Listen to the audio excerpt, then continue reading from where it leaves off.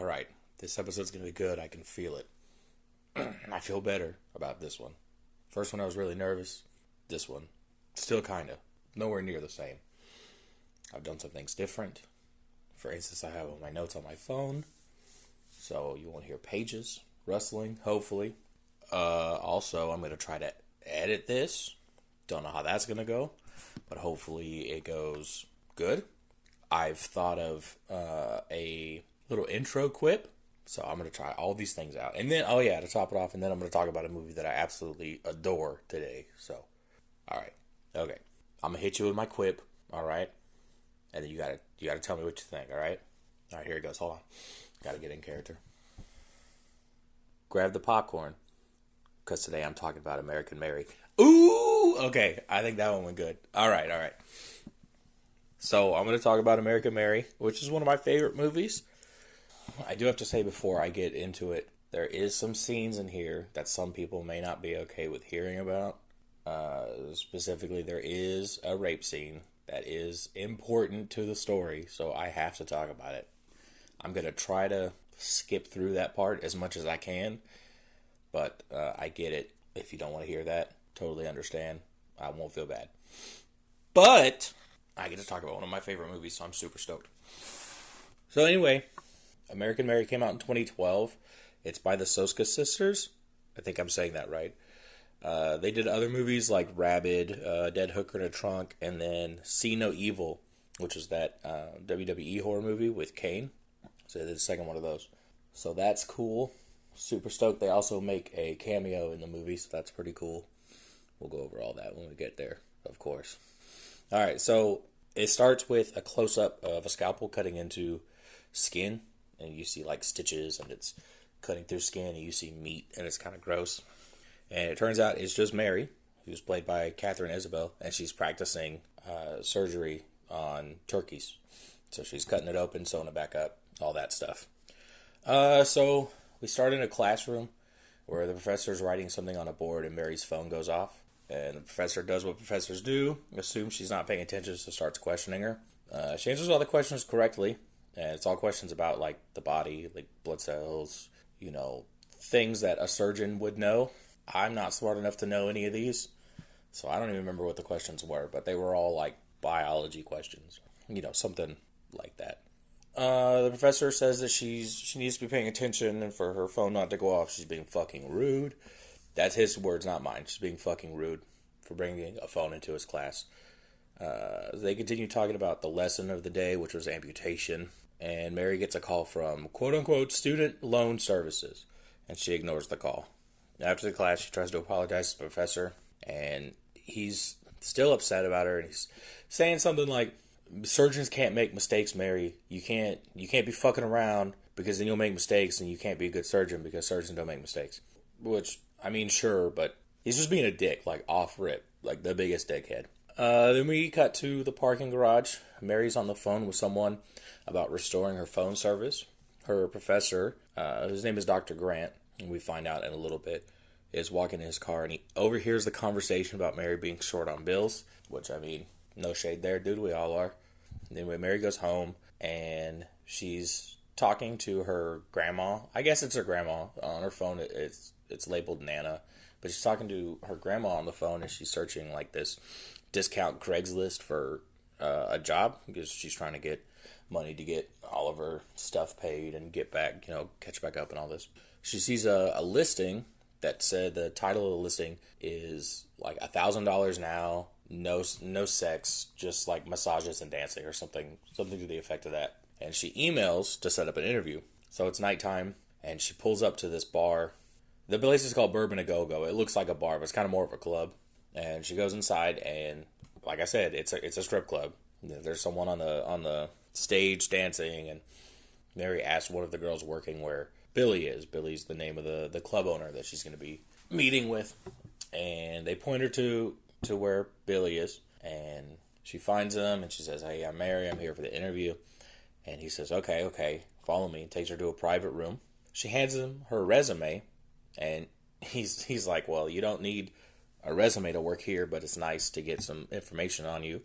And that's where he goes through and he reads. He's like, "Oh, you're a surgeon. You've been in school for whatever. Da-da-da-da-da," right?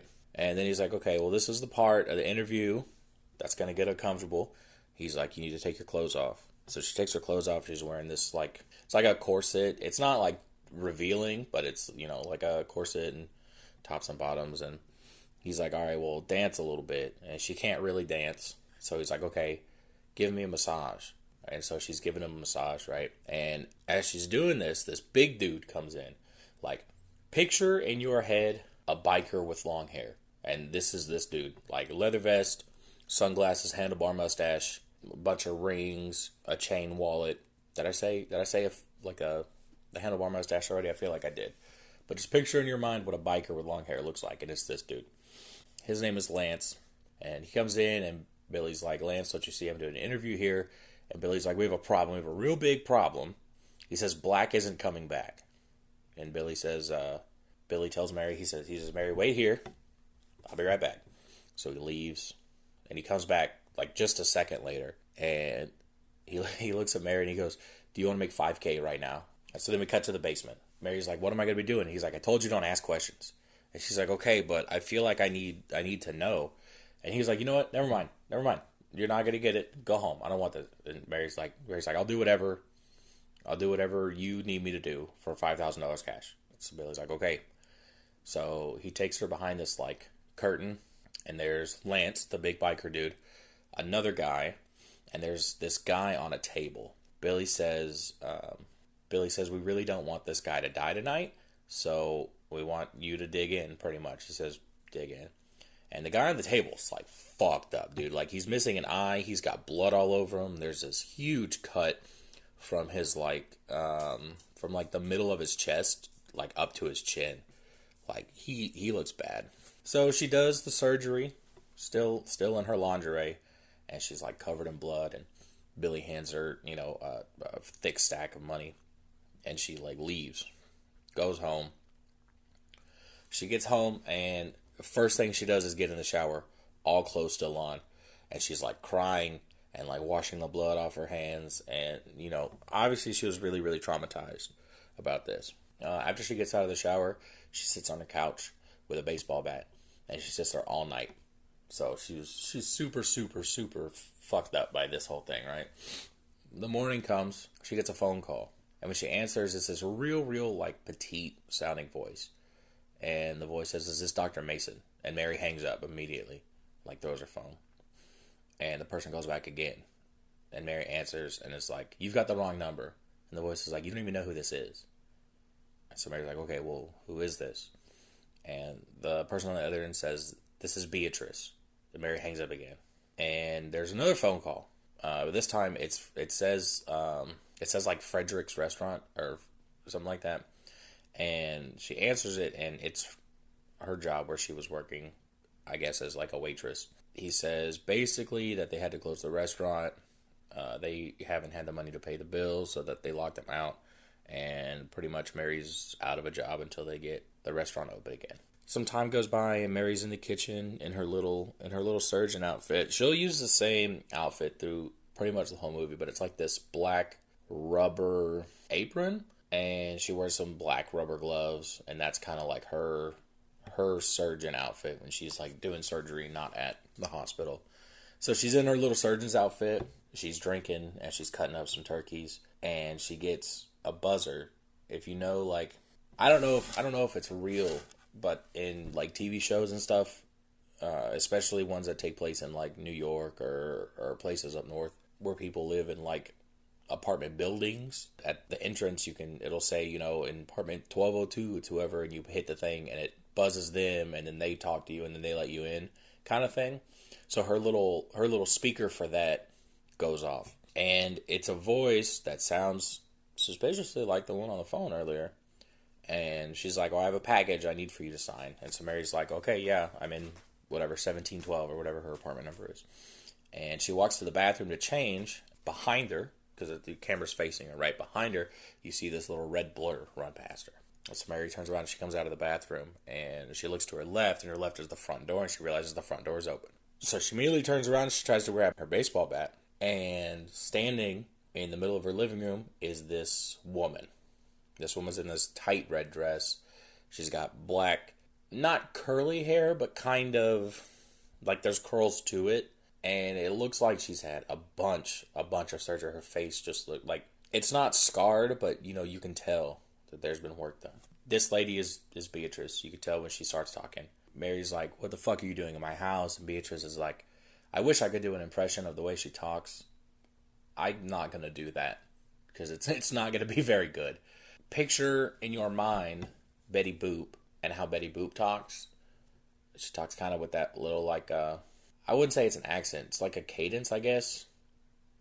And she's got just like a real kind of high pitched. I wouldn't say raspy, but it's not smooth, right? So Beatrice kind of talks like that. Mary's like, "What the fuck are you doing in my house?" And Beatrice is like, "Look, there was no other way to talk to you because you wouldn't answer my calls, and I'm sorry I had to do it like this, but just listen to what I have to say." She's like, "I'll give you $200 if you just listen to me." And Mary's like, "Okay, well, show me the money first." So Beatrice pulls out $200 and she like drops it on the floor. And Mary's like, "Okay, whatever." And so Beatrice, first thing she says, she goes, "What do you see when you look at me?" And she kind of poses a little bit, puts her little hands up, right? And Mary goes, "You kind of look like Betty Boop, I guess." And Beatrice says that that's her whole point. She's had like, I think she says like 19 or 20 surgeries to look like Betty Boop because that's how she feels on the inside. And she says that she's been fortunate enough to be able to find doctors that'll do these cosmetic surgeries for her so that she can feel better about herself and feel like how she feels on the inside.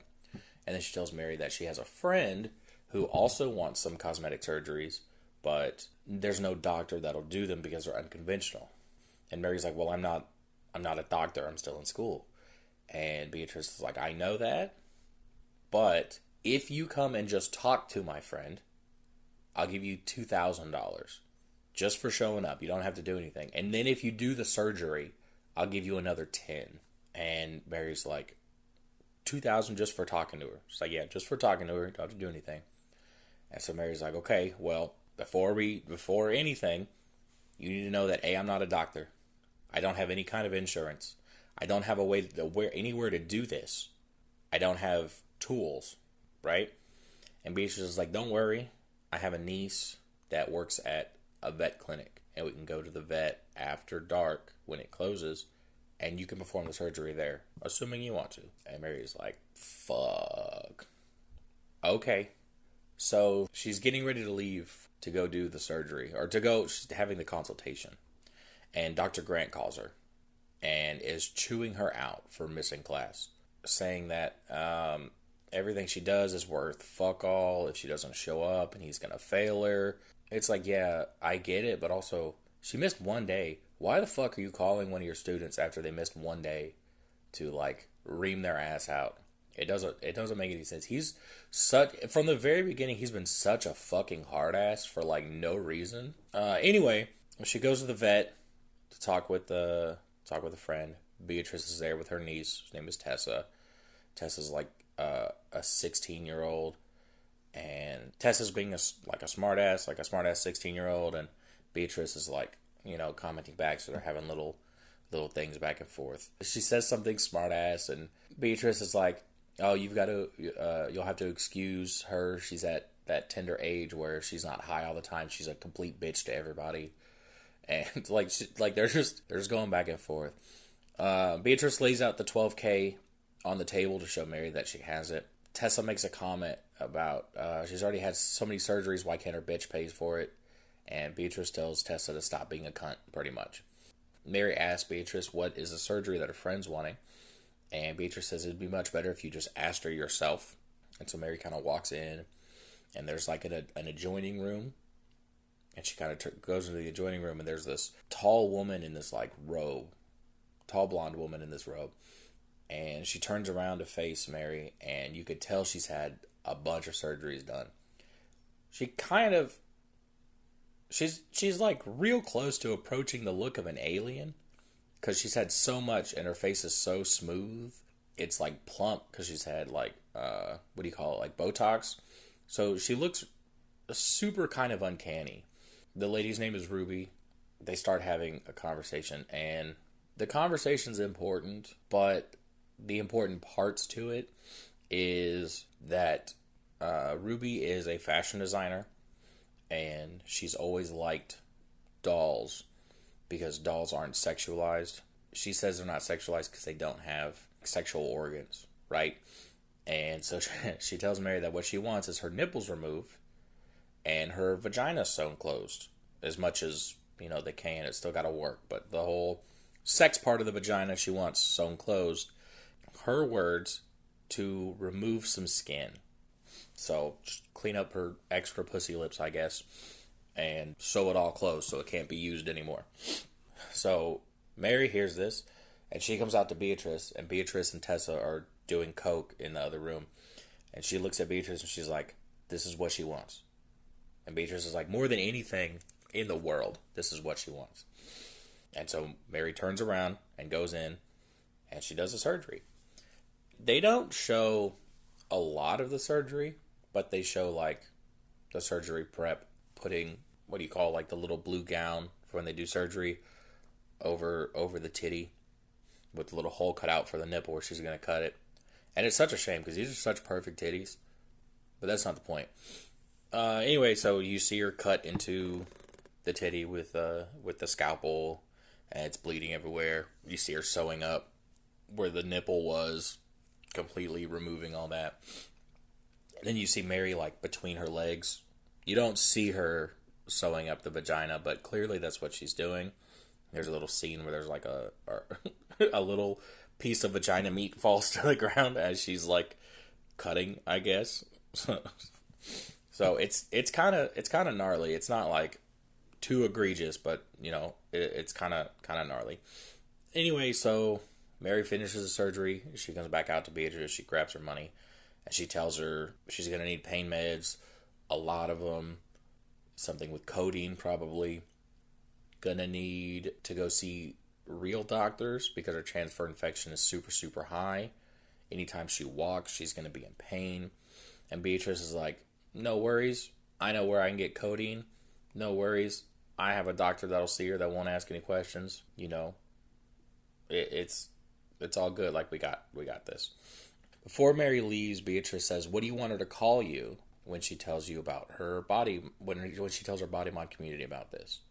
Because Mary said she said, don't be giving my phone number out to people. I don't want to be doing this. And so she said, well, what do you want her to call you? What do you want her to refer to you as when she tells her community about this? And Mary says, I don't know, just make something up. The next day, Mary's inside of a hospital doing what she tells her grandma is a residency program. I don't know what that is, but at least here it's like they're in school, so they're following around real doctors, and real doctors are kind of giving them a taste for how things work in hospitals and stuff. But she's doing her residency with a doctor named Dr. Walsh, and it's her, like, 5 other people and Dr. Walsh, and they're standing in this hallway, and Dr. Walsh is explaining the importance of remaining emotionless and a matter of fact when dealing with people. And he looks at Mary and says, Mary, go into the waiting room and tell that family that their father just had a heart attack. And so Mary does. She goes in there. She's really, really stoic. You don't hear what she says, but you can see her through, like, the little windows in the doors. She goes back and she stands back with the rest of the students. Dr. Walsh goes, well, how did that go? She was like, they were very distraught. And he goes, good. Now go tell them that he's dead. So she does again. And, of course, the family starts crying. It's a terrible thing. And so he comes back. He dismisses everyone to go to, like, break or whatever. And he tells Mary that he can't wait to see her become a surgeon because he thinks he's going to be so good at it. And he's saying stuff to her that's supposed to be uplifting, but, like, the things he's saying are weird. Like, first he's like, you can't wait to be a surgeon. It's, like, the best feeling, da-da-da. He says, this is his, I quoted this from the movie. He says, the adrenaline from cutting open a body is enough to get you through any sleepless night. Which is a fucking wild statement. So Mary leaves the hospital to go on break, and she's on the phone with her grandmother. She's telling her grandmother about the residency program and how great it's going. And she sees Beatrice by her car.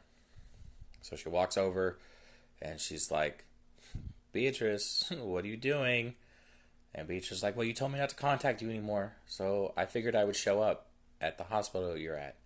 And she's like, okay, that's kind of worse than calling, actually. Beatrice hands her a box, and she's like, this is from Ruby. It's a gift as a thank you.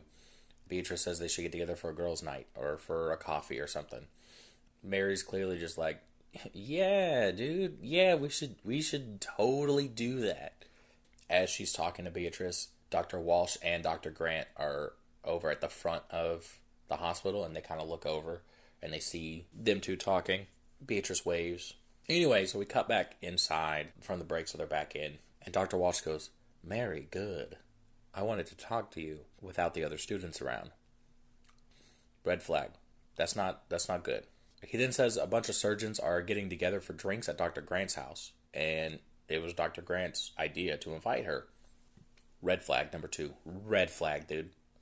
Mary's just happy because she wants to be a surgeon. So she's like, there's going to be a party with like surgeons, like real surgeons. She's like, okay, like, yeah, I want to go to that. So we're back to Mary in her apartment getting ready. She's wearing this dress. It's a dress that Ruby made her. That was the gift.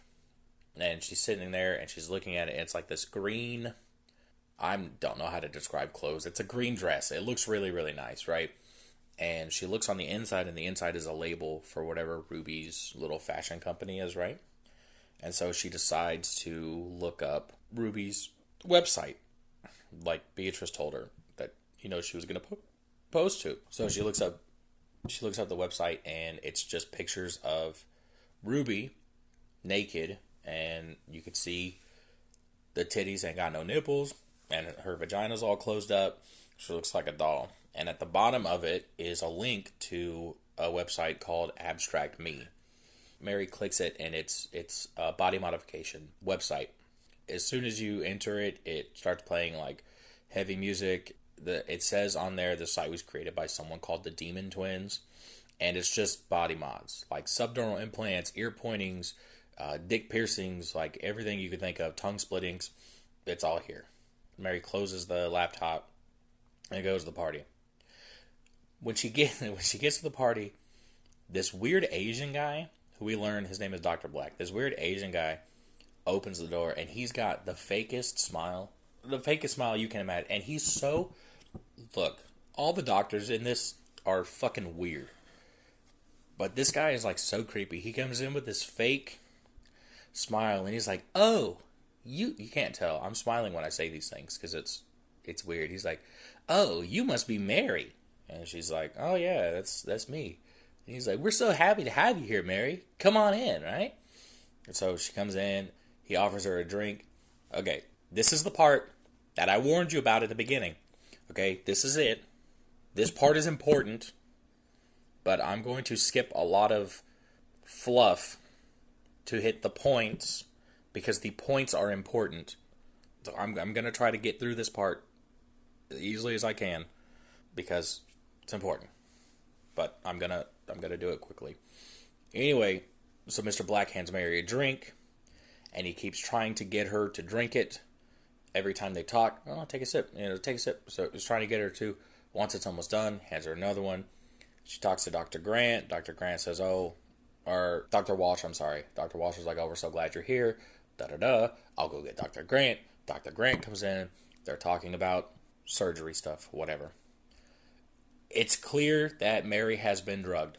Her vision starts getting blurry. She starts stumbling. Dr. Grant says, let's go to the back room to lay down. Okay. While they're on the way to the back room, they pass a bar, and on the bar is laying a topless woman who's not moving much, so we don't know if she's also been drugged or if this is just something that happens. And there are 4 dudes around her rapidly jerking their shit to this topless girl laying there, and then one guy recording these 4 dudes jerking their shit to this topless woman. So it's already gotten pretty fucking weird. Anyway, Dr. Grant takes her to the back room. You know what's about to happen. I don't really think I need to describe it, but the important thing is he records it. Okay? The next morning, once everything wears off enough for Mary to be able to move, she looks over and she sees Dr. Grant asleep next to her. She's still in his bed. She gets up, she leaves. She gets back to her home, and she immediately walks to her kitchen table. Not her kitchen table, her dining room table, which is just like a little coffee table. And it's got all of her medical books on it and everything. And she kicks them all over. She flips the table. Very reasonable thing to do. Then she's back at Bourbon A Go-Go. She's talking to Billy, and this time she asks Billy if he wants to make $5K.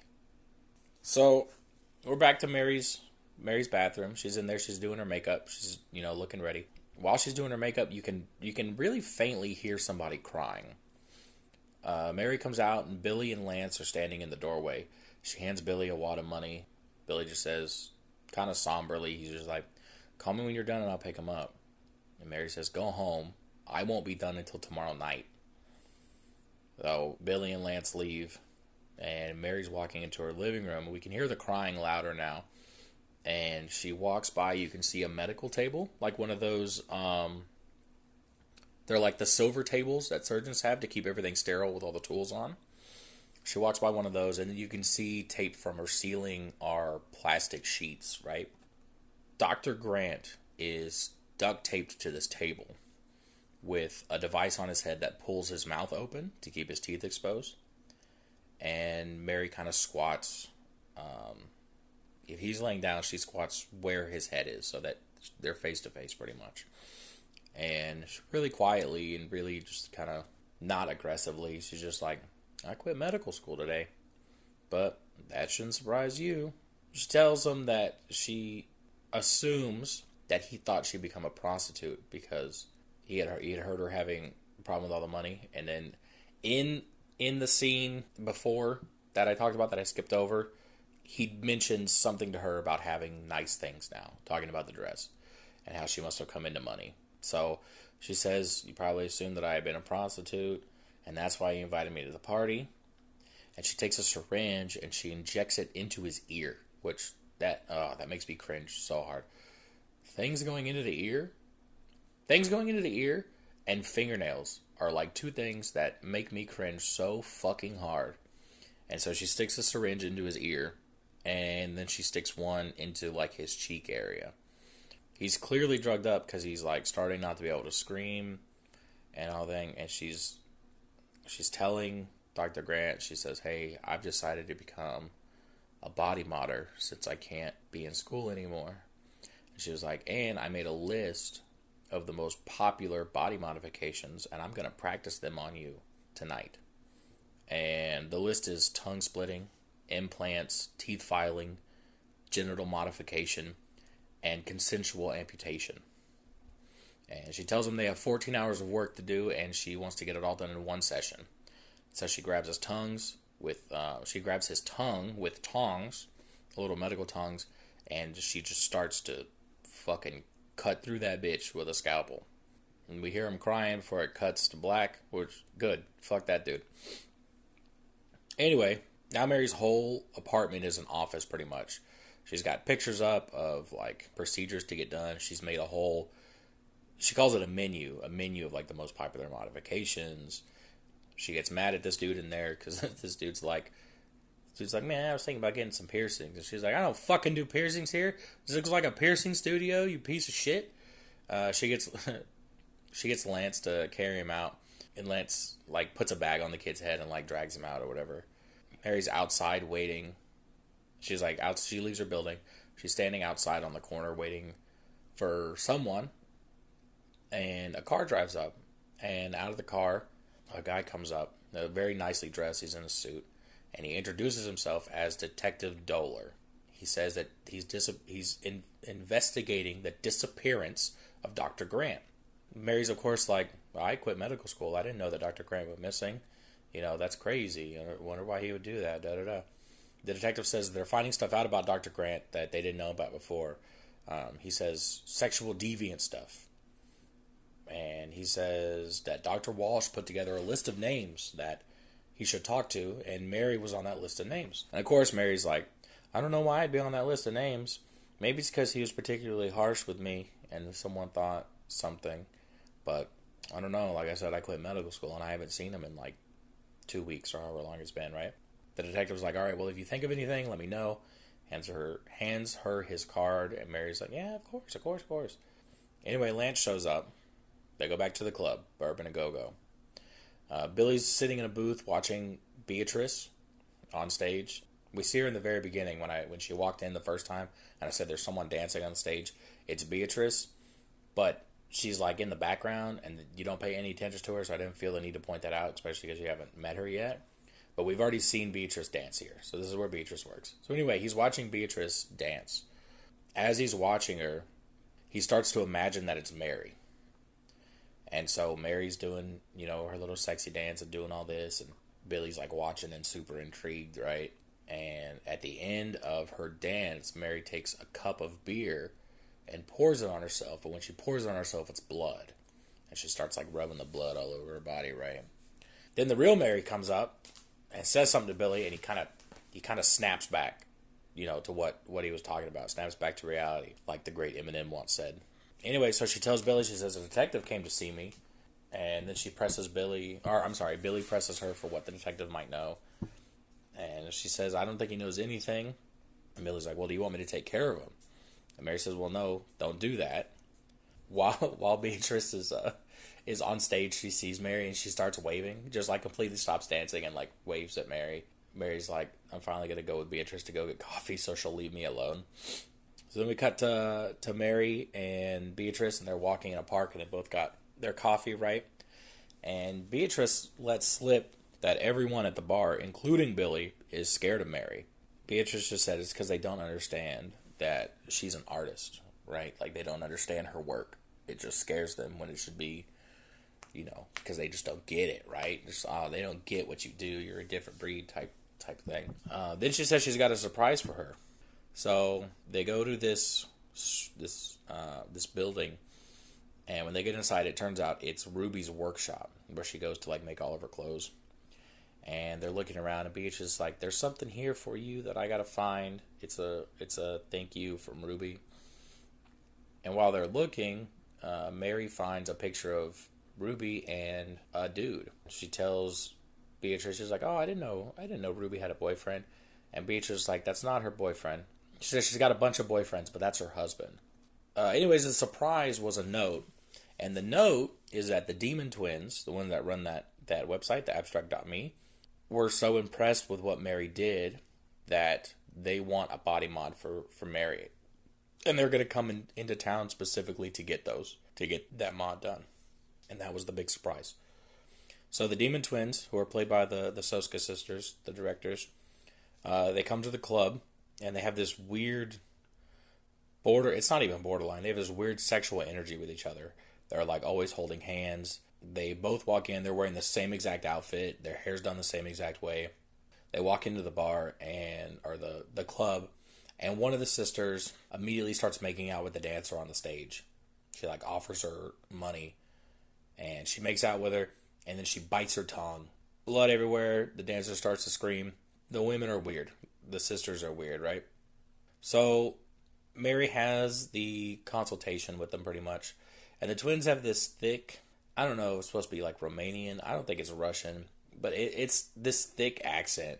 And they basically tell Mary that she's like a celebrity. Everyone calls her Bloody Mary, which is super sick. That's a really good name. And so they tell Mary what they want is their words is you're always with yourself, you're always attached to yourself, but there's other people that you become attached to, and basically they want to switch their left arms with each other. So take one left arm off twin number 1 and one left arm off twin number 2 and put twin number 1's arm on twin number 2 and twin number 2's arm on twin number 1. And they want that so that they can always be with each other, which is fucking weird. They also say they want something else done, and they just slide Mary a piece of paper. Mary asks Billy if he knows anyone who can help, because the surgery needs to be done at the same time. And Billy's like, yeah, I know someone who owes me a favor. So she tells the sisters, okay, come back Friday. We're going to do the Operation Friday. So Friday comes around, and Mary and this person who's not important other than helping with the surgery, start doing the surgery. They cut off the arms and they switch it, right? And then Mary also starts cutting into their faces, and she's putting implants on their eyebrows, implants in like their forehead, and she's pointing their ears, which is it's pretty gross because you see her cutting into the face with the scalpel and everything. It's pretty gnarly. Turns out the piece of paper that the sisters gave her was just a picture of a demon, and that's why they got the pointy ears, the implants, because they wanted to look like the demon. The implants were supposed to be the demon horns, and the ears were supposed to be the demon ears, right? So we cut to Billy in this little hallway beating the shit out of somebody with a bag on their head. Like, he's just hard punching them in the face, right? And kicks them down some stairs. Then we cut back to Mary, and Mary's pulling up to this warehouse, and she goes inside. It's clear that she's been using this place as like an operating area. There's like a bunch of fluorescent lights, and everything's kind of clean and sterile looking.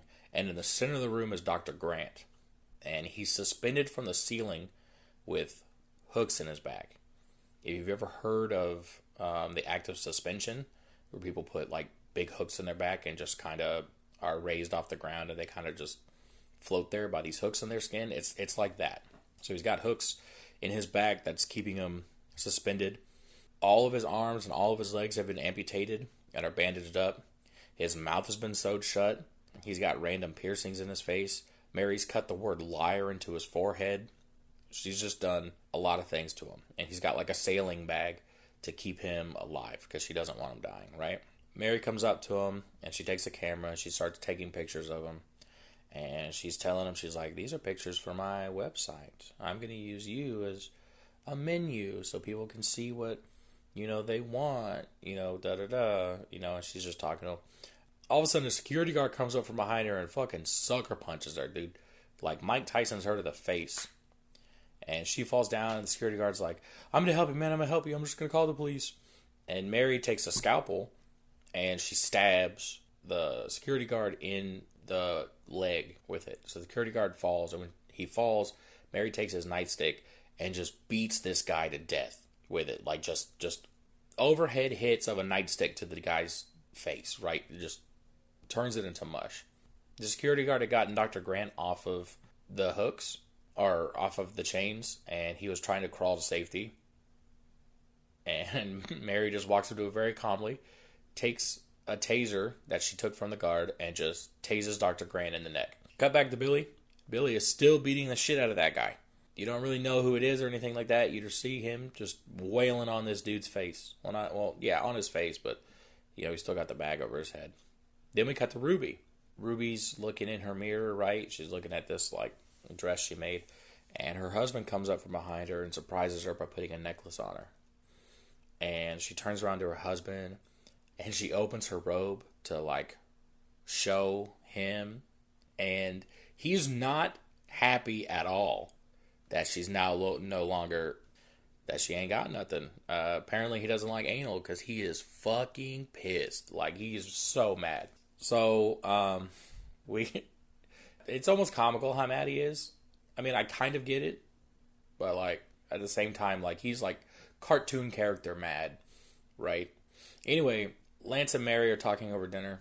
Lance asks Mary if she's upset about the two guys that she killed. Mary tells him, he's like, yeah, that affects me.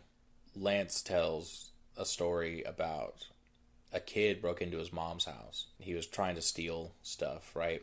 And his mom, when she heard someone was in her house, grabbed an umbrella and went out to see who was in her house. And this kid saw her standing there with the umbrella, grabbed the umbrella, beat his mom so severely that she had to spend 4 months in the hospital.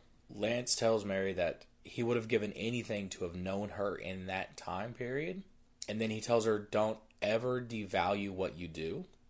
Make sure that they deserve it, and don't waste your time thinking about them when you're done. That's a pretty cool thing to say. So after meeting with Lance, Mary goes back to her apartment to check on the Demon Twins. That's where the operation had taken place. Or maybe not the operation, but that's where that they were resting up. And they're all good, so she sends them on her way. She's packing up now. You can see all of her, she got all of her stuff in boxes, and it's labeled, and she's got like this red makeup bag or something that she's putting this stack of cash in. Now we cut to her new building, which is like this new loft. I guess that's what you call it. Like when it's just like one big open room. That's a loft, I think. Anyway, it's this new big loft, and she's doing a photo shoot of people showing off their body mods. As she's taking the pictures, people are like holding up their hand that's been amputated, or showing off their split tongue or their horns in their head. And it's Mary doing a little narration about like, you've got to do what makes you feel comfortable in your own skin. Make sure you're happy with yourself. Like real positive stuff, right? And then Mary's having a follow-up with one of her patients about his penis mod because it isn't healing properly. And Mary's like, I told you not to have sex. And the guy's like, I'm not having sex, but I've jerked it a couple times. And she's like, well, yeah, I figured if I told you not to have sex, you wouldn't do anything like that. She's like, just take medicine and it'll clear up or whatever. So Mary gets a call, and it's Detective Doler again, asking if he can come up and talk with her. She says yes, of course, kicks the penis guy out, and then she's kind of running around to hide all of her medical stuff. She's got a room where she does her surgeries. It's got like the operating table, and it's got all the stuff. And there's like a false wall. Not a false wall. It's like a warehouse door, one that like pulls from the side closed, right? But it looks like a wall on one side, on the side that you would be looking at if you were inside the house. It looks like just a normal wall. So she pulls this closed, essentially hiding her room, right? So she's cleaning up, and she gets a phone call, and she ignores it because the detective's coming up. She takes off her little rubber gloves and her little thing. Anyway, the detective gets in. Mary's like, oh, have you found Dr. Grant?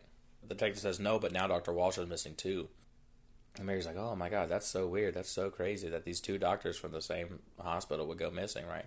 Doler tells her that both of the doctors used to videotape and rape women.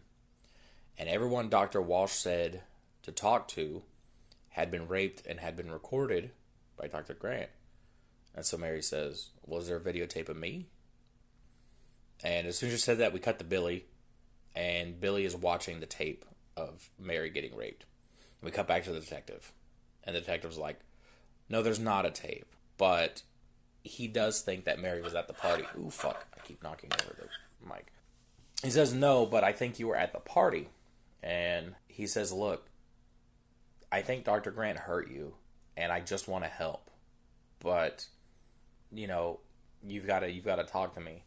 And Mary's like, I'm not comfortable with this conversation anymore. And she wants him to leave. And he's like, look, I can't help you unless you help me type shit. He leaves. She looks at her phone, and it was her Nana that called. So she calls her Nana back. And you don't hear anyone on the other end. And it's just Mary like, oh, Nana, sorry I missed your call. And then she kind of stops. And then it cuts to like real quiet. Mary's deleting her grandmother's contact number on her phone. So her grandmother basically just died, and whoever called was calling to let her know that, and she missed that call, right? So sad times. Mary's grandmother, who's the only family member that she's talked to this entire movie, was her grandma, and now her grandma's dead, which is sad. So Mary goes back to talk to Billy, and she tells him that Dr. Walsh is missing and asks if he knows why. Billy says no at first, and then he's like, okay, look, yes, I know why he's missing, but believe me, I had the best intentions for you. And so, he kidnapped her he kidnapped Dr. Walsh because of everything that was going on, right? She then asked Billy if he found a tape of her. And Billy says no.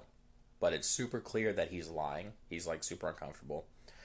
And so Mary knows that there's a tape of her because she was conscious enough at the time to see Dr. Grant start recording.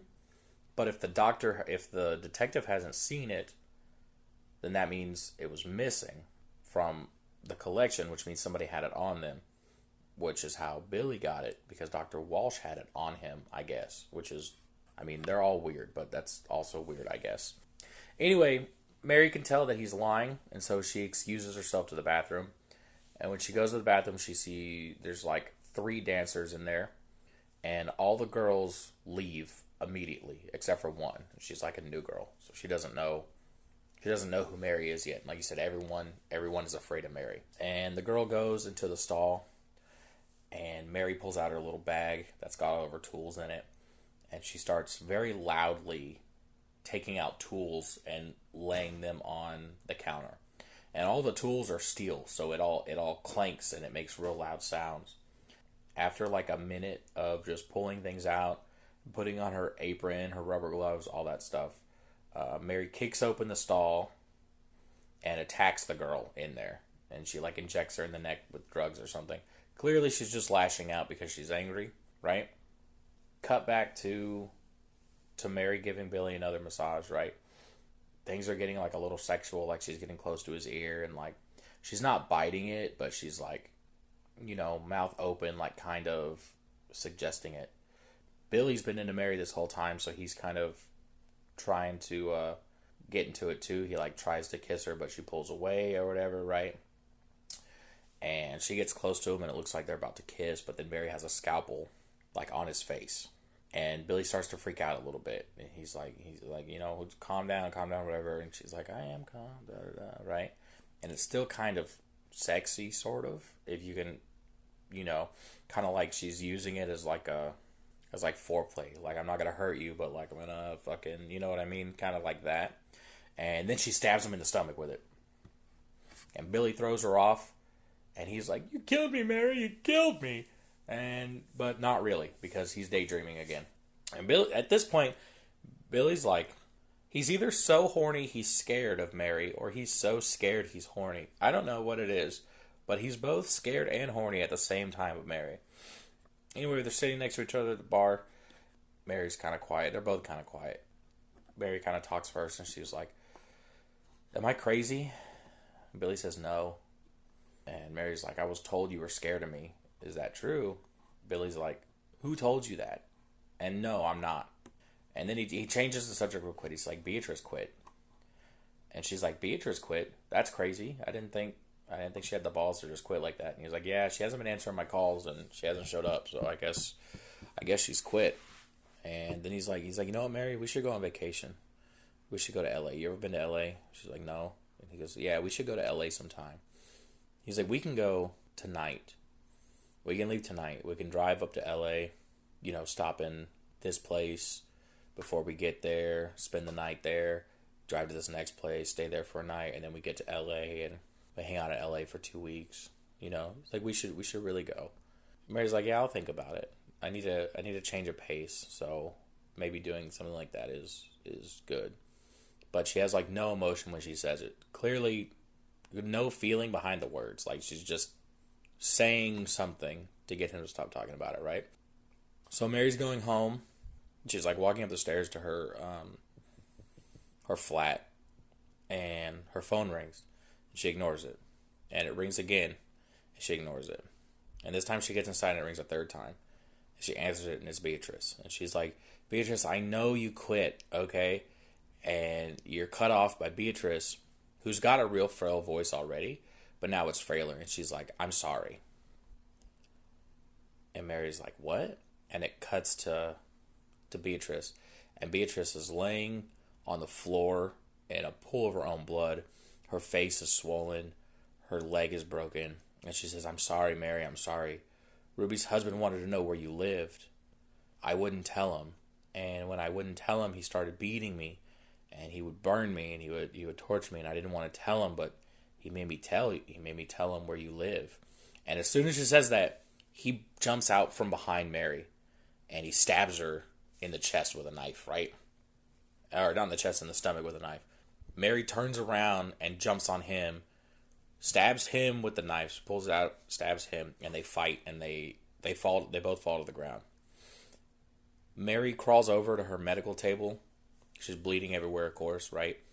And she gets over to her table and she knocks it over, and she pulls from the ground scissors and sewing stuff. And she lays on her back, and while looking straight up at the ceiling, she starts sewing her own stomach closed, which is cool as fuck. Like, she's not even looking at her stomach, right? She's just like blindly sewing her stomach up. Anyway, the police and Detective Doller show up to Mary's house. Ruby's husband's on the floor dead. They find Mary's book of photos, which were all of Dr. Grant, of all the things that she did to him, right? And they walk into the next room, and Mary's on the ground in a pool of her own blood, dead. Boom! And that was American Mary. That's one of my favorite movies. I fucking love that shit. Honestly, I love that fucking movie. It's so cool. Shout out to my best friend, because he's the one that showed me that movie, like, 10 years ago, I think. We were hanging out at his house, and he's like, oh, I want to show you this movie I saw. God damn it, do I love this movie. Anyway, that's that. I appreciate everyone that decided to hang out with me again. I know that these first episodes are kind of rough. Hopefully, they're getting better as it goes on. I feel like this one was a lot better than the first one. The first one I was super, super nervous, so I was just not thinking about what I was saying and just saying words and getting caught up and doing all that. And I hope this one feels like a better experience, if that makes any sense. So yeah, thank you for hanging out with me. If you want, we have an Instagram where I post the next movie I'm going to be reviewing and updates on episodes and stuff. So if you want to follow Instagram, it is Popcorn Junkies Podcast. Hold on, I'll go to it right now so I can read you the exact thing. Yeah, it's just Popcorn Junkies Podcast. So go there, follow us. You'll know what episodes are. You'll know what movies I'm going to be watching next. That way, if you want to watch them before I do, you can. Or, anything in that nature.